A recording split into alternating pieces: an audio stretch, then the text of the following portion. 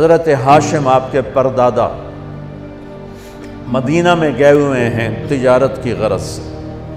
بازار سے گزرتے ہیں، سامنے سے ایک یہودی عورت آ رہی، وہ آپ کو دیکھتی تو آپ کو کھڑا کر لیتی اور عجیب بات کرتی، کہتی ہے ہاشم 100 اونٹ لے لے، 100 اونٹ اور ایک رات میرے ساتھ گزار۔ کام تو بدکار عورت تو الٹا کام ہوتا ہے نا، وہ کہتی 100 اونٹ دے دے اور رات میرے ساتھ گزار۔ طوائف کا مسئلہ تو ایسا ہوتا ہے اور وہ کہہ رہی ہے 100 اونٹ لے لے اور ایک رات میرے ساتھ گزار۔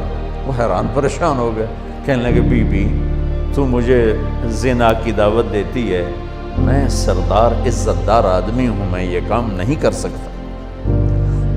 2 دن بعد انہوں نے وہاں شادی کی بنو نجار میں حضرت سلمہ کے ساتھ، تو اس سے حمل ٹھہرا عبد المطلب کا، تو وہ نور ادھر منتقل ہو گیا۔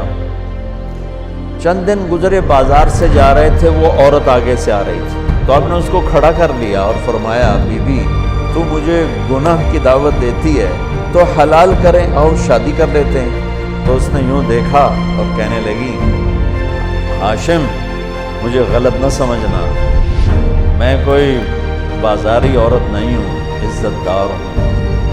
میں نے جو تمہیں رات کی پیشکش کی تھی وہ تیرے ماتھے پر آخری نبی کا نور تھا، میرا جی چاہا وہ امانت میرے پیٹ میں آ جائے، پر وہ تو سلمہ لے گئی، جاؤ مجھے کوئی حاجت نہیں۔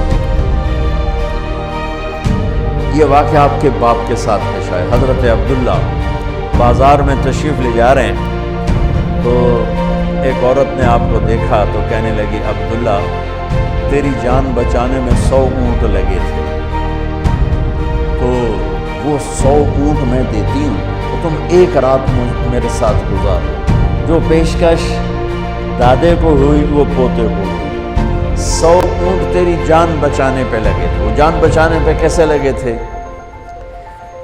مکے پر قبضہ تھا بنو جرہم کا، تو اس کے بعد بنو خزاعہ نے اس پہ حملہ کر کے قبضہ کر لیا۔ تو انہوں نے کیا کیا، جب وہ بھاگے بنو جرہم تو انہوں نے جو تھا کنواں زمزم وہ بند کر دیا، اس میں مٹی ڈال دی، پتھر ڈال دیے، برابر کر دیا، اور 300 سال وہ چشمہ بند رہا۔ 300 سال وہ کنواں بند، 300 سال۔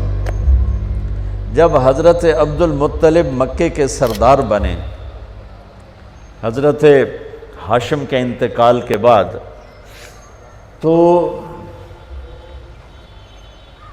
انہوں نے خواب دیکھا